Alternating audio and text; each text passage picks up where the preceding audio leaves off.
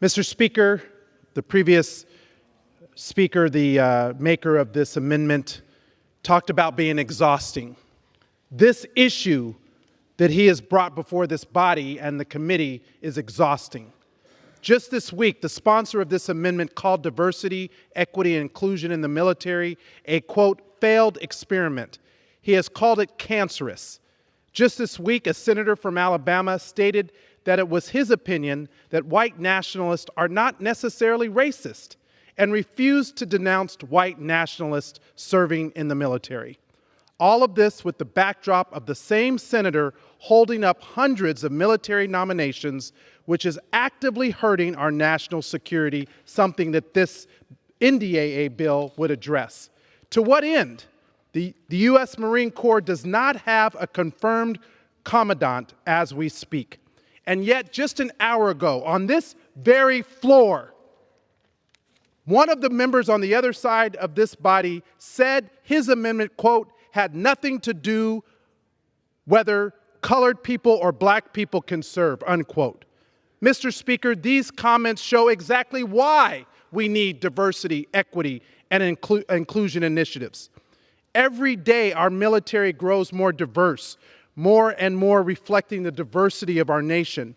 This amendment does nothing to address the recruitment shortfalls that our services are facing, and instead it will only make it more difficult to recruit Americans on diverse backgrounds representing the true makeup of our nation. What are you so afraid of? Why do you keep bringing these divisive issues to the body of this floor?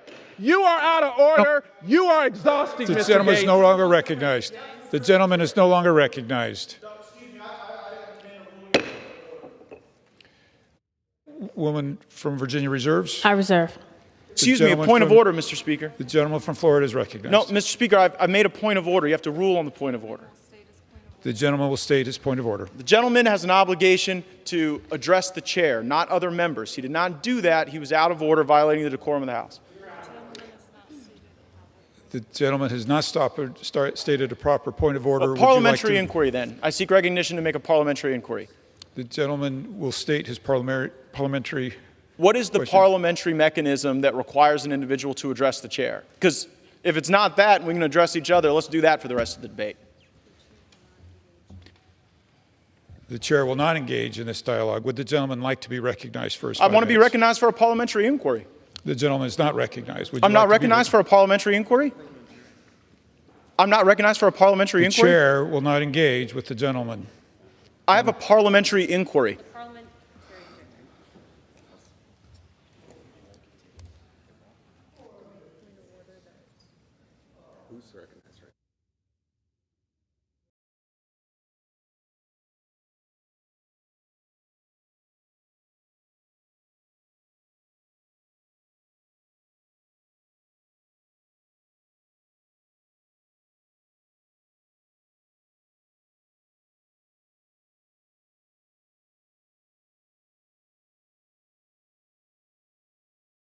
So the gentleman is recognized for his 5 minutes.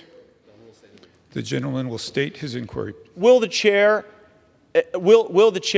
encourage members to address the chair and rather than one another? The chair encourages all members to address the chair and not one another. Very well. I seek recognition. Thank you. The gentleman is recognized. Can you be respectful? Can we have a debate without doing that?